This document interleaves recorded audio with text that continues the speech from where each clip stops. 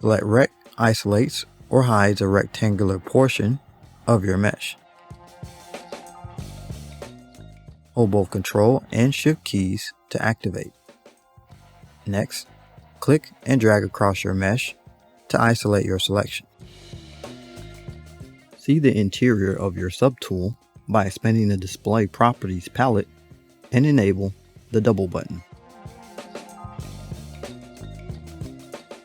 Hold Ctrl and Shift keys while click and dragging in the background to invert your visible selection. Hold both Ctrl and Shift keys and click in the background to clear your selection. Select Lasso isolates or hides a portion of your mesh for focused attention. Hold Ctrl, Shift, and Alt keys to draw the red selection shape for hiding portions of your model. No matter your topology, Ctrl plus Shift clicking on an edge will isolate poly loops on your mesh.